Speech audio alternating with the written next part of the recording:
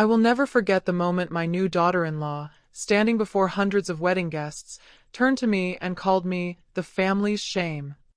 The room fell silent, then laughter rippled through the crowd. Every eye turned toward me, a widow in a worn-out dress, shoes that had seen better days, clutching my old handbag like it was armor. They saw me as a burden, an embarrassment, someone to be discarded. But what they didn't know, what no one in that glittering room suspected, was that I held a secret powerful enough to bring their whole world crashing down. That night, before the cake was cut, before the champagne glasses were emptied, my plan for revenge quietly began. My name is Helen Carter, and at 56, people think they can read me in a single glance. A widow in an old cardigan. A modest home in the suburbs. Someone clinging to the edges of other people's lives, tolerated out of pity. But appearances are deceiving. What the world doesn't see is the life I built with my late husband, David. Together, in our cramped garage 2 decades ago, we pioneered a battery technology that would go on to revolutionize clean energy. It was our dream, our gamble, and eventually our triumph. When David passed, he left me not just with memories, but with something he never wanted anyone to exploit, a fortune of more than $850 million. And yet, I chose to live quietly. I drove an old car. I wore clothes I had mended myself. Because wealth, I learned, does not buy peace. The more you show, the more people take. So, I stayed hidden. My only true concern was my son, Michael. He was the last piece of David I had left in this world. Michael was kind, but too trusting. He believed in love with the same open-hearted certainty his father once had. When he introduced me to Vanessa Mitchell, his new bride-to-be, I tried, oh, how I tried, to welcome her. She was radiant, beautiful, and armed with the kind of charm that could light up a room.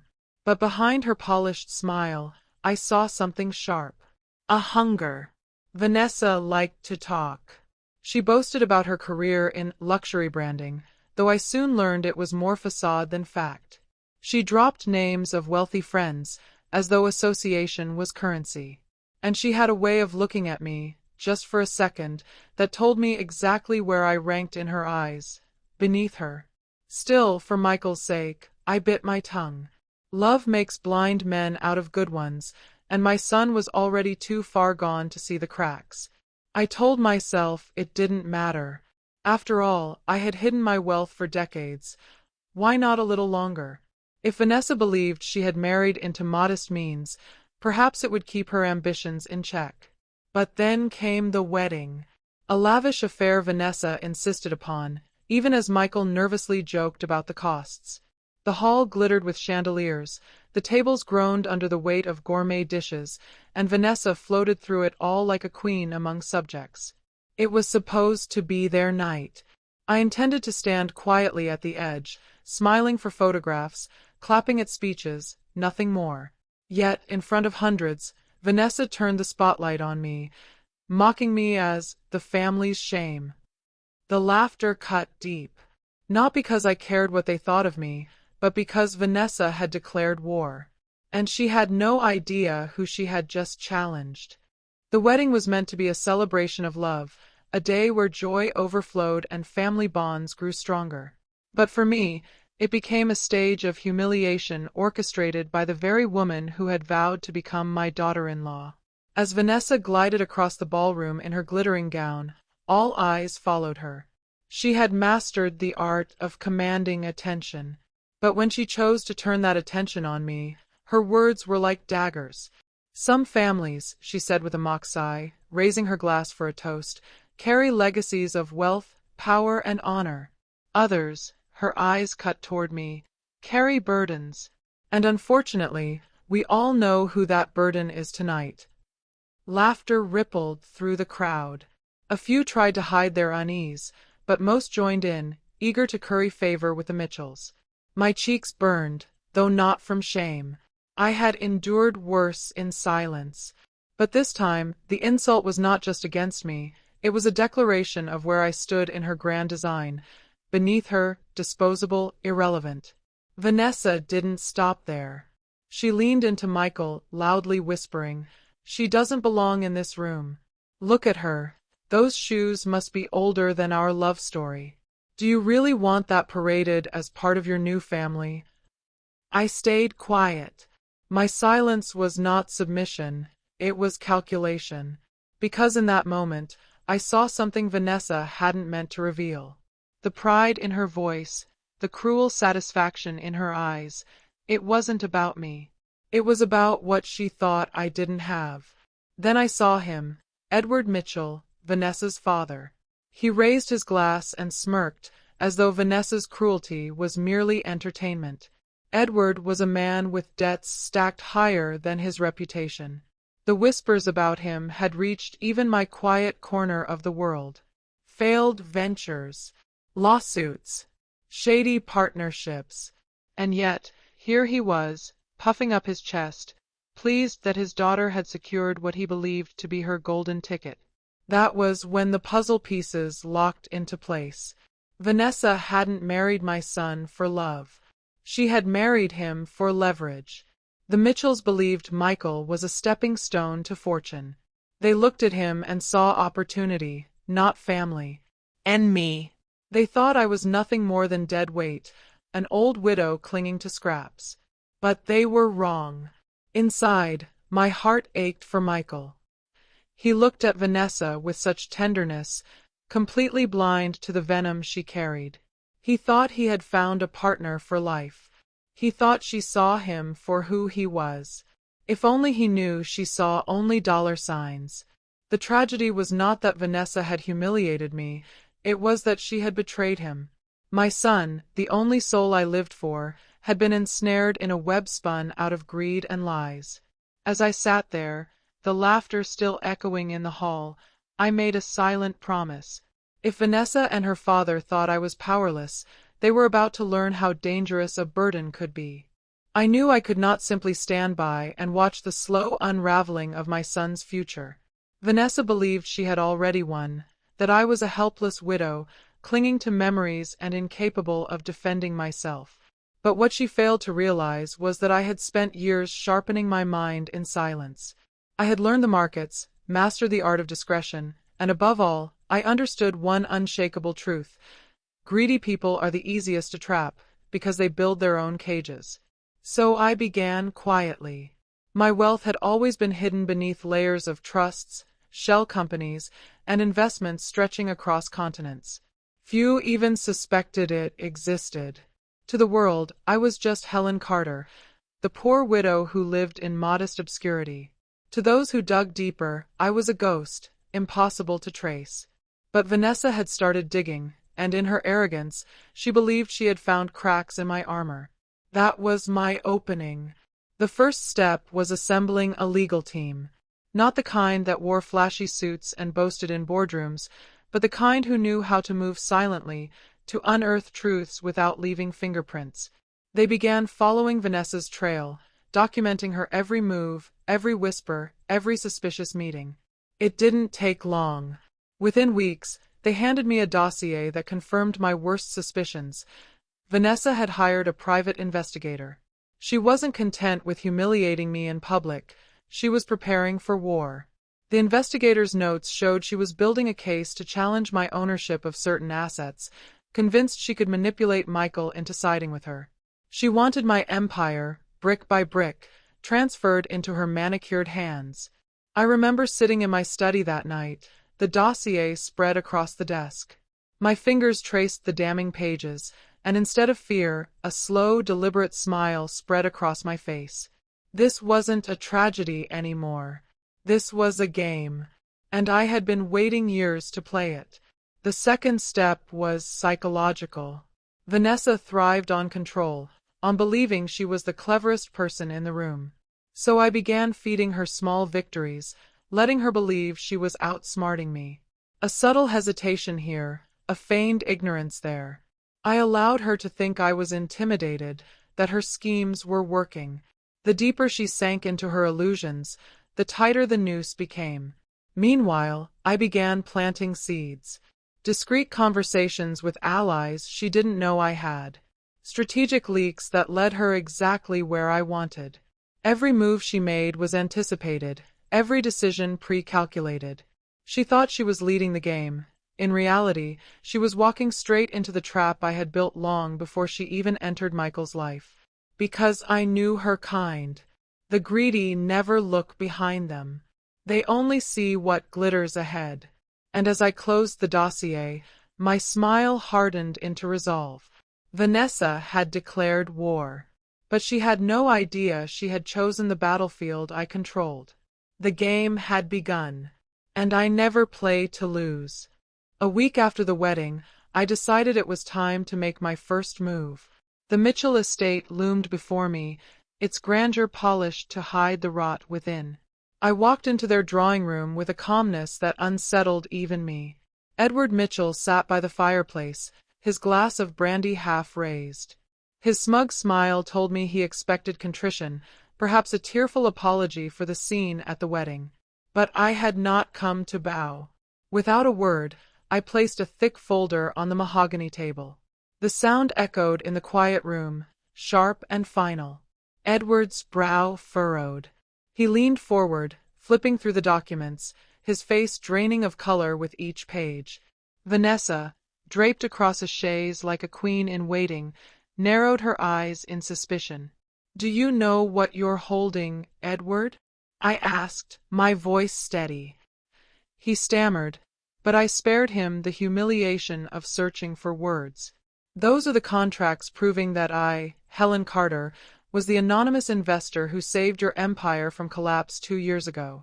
Without me, Mitchell Industries would be nothing but ashes. Every cent, every false grandeur you cling to, rests in my hands." The room went silent. The only sound was the ticking of the grandfather clock in the corner, marking each second of their unraveling. Edward's jaw clenched, his arrogance shattering under the weight of truth. Vanessa, however, refused to surrender so easily. She sprang to her feet, her voice sharp, desperate. "Lies! You forged this. My family doesn't answer to you, old woman. Michael won't believe a word." But before she could finish, another voice interrupted. Their family attorney, Mr. Harlow, who had been quietly observing from the corner, cleared his throat. Vanessa turned to him, expecting support. But instead, he walked over to my side, resting a hand on the very folder that sealed their fate. "Mrs. Carter speaks the truth," he said firmly. "These documents are genuine. I should know. I facilitated the transfer myself. For the past 2 years, I have been working under her direction. Every decision you thought was yours, every lifeline you believed appeared by chance, it was her. Helen Carter has been the hand guiding Mitchell Industries all along." The betrayal struck Vanessa like a blow. She staggered back, her face pale, her carefully painted facade cracking. Edward muttered something unintelligible, gripping the armrest of his chair as though it were the only thing keeping him from collapse. I let the silence linger, savoring the weight of revelation. Then I leaned forward, my voice dropping into a whisper sharp enough to cut glass. "You thought I was powerless. You thought you could humiliate me, strip me of everything I built. But you forgot one simple truth. I don't need your approval. I own your future." The twist had landed. Their arrogance had blinded them to the simplest of realities, that the woman they scorned was the very one who kept their empire alive. And now I held all the strings. Vanessa's mask shattered the moment the truth set in. Her lips trembled, her carefully rehearsed charm crumbling into raw desperation. She stormed across the room toward Michael, clinging to his arm like a lifeline. "Michael!" she shrieked.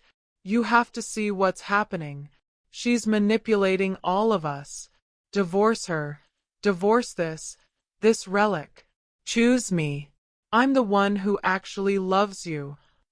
Her voice was shrill, panicked, echoing against the high ceilings of the Mitchell estate. Michael froze, his eyes darting between us. I saw the confusion in his gaze, the shame of a man caught in the web of his own weakness. For years, he had let others make choices for him. His father, his family, and now Vanessa. But tonight, I had brought everything into the light. I did not shout. I did not plead. Instead, I pressed a button on the small recorder in my hand. A distorted crackle filled the room, followed by Vanessa's unmistakable voice. "Edward's almost finished. Michael's too spineless to stop me. Once I get my hands on her assets, everything will be ours. Don't worry, darling, after tonight, I'll make sure you get more than just business from me." Then, a low, masculine chuckle, the voice of her supposed business partner. The sound sliced through the air like a blade. Silence followed, heavy and suffocating. Michael's face turned ashen, his hand slipping from Vanessa's grasp. His chest heaved as if the very air betrayed him. "No, no, Michael, it's not what you think," Vanessa screamed, throwing herself forward. "That was taken out of context. He means nothing to me. I did it for us, for our future." But her tears, smeared mascara, and frantic gestures only deepened the spectacle of her fall. Edward Mitchell, who until this moment had clung to his last shreds of dignity, collapsed back into his chair. His hands covered his face, his shoulders trembling. The patriarch who once looked down on me with disdain was now a hollow figure, stripped of control, crushed under the weight of betrayal and his own pride. Michael staggered backward, shaking his head. You lied to me," he whispered. "All this time." Vanessa lunged toward him, but I stepped between them. Calm, poised, untouchable. My gaze locked on hers, and for the first time, she saw me not as an obstacle, not as prey, but as the predator who had waited in silence until the perfect moment to strike. "Vanessa," I said softly, almost kindly, though my words carried the sharpness of a blade. "You should have remembered one simple truth. Never underestimate a silent woman, because silence isn't weakness. It's patience. And patience," I leaned closer, my voice a whisper only she could hear, "is what destroys people like you." Her legs buckled beneath her.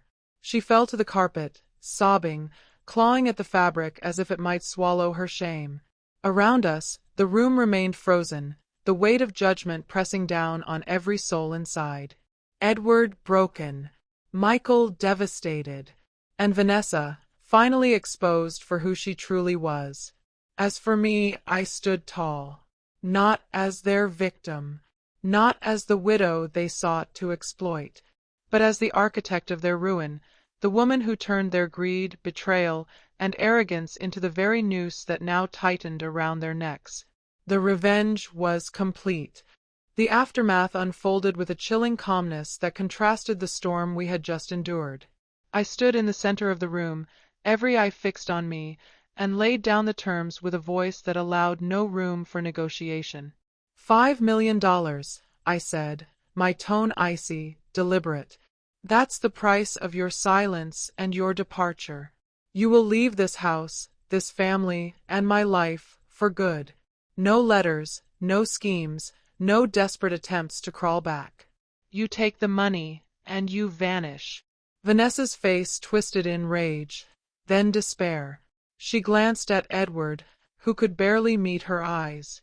His empire was already crumbling under scandal. His pride, the only thing left, was too battered to resist me.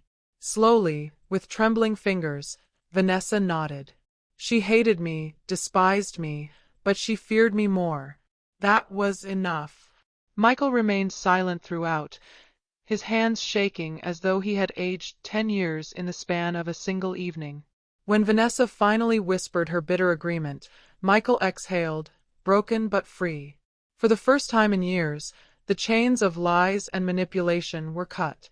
Weeks later, the divorce papers were signed. Michael chose to walk a path far from the poisonous games of his father and his mistress. He eventually found love again, not with someone dazzling or ambitious, but with a gentle woman who valued him, not his fortune. For that, I was oddly relieved. He deserved at least a chance at peace, even if I could no longer offer it. As for me, I returned to my quiet life, but it was no longer the silence of retreat or fear. This time, my peace was a conscious choice, forged from fire and sharpened by betrayal. I had faced the wolves and taught them that even prey has teeth. Every morning as I watched my son grow, his laughter filling the house once more, I felt the weight lift from my chest. He would never know the shadows that had loomed over us. I had carved out a safe place for him, not through begging or hoping, but by taking justice into my own hands. Some might call it ruthless. Some might say I went too far. But those people don't understand what it means to be cornered, to be underestimated, to be robbed of dignity. Justice does not always arrive in shining armor. Sometimes, justice comes through patience, planning, and the courage to strike back when the world least expects it. And I, once silent, once overlooked, had become that justice.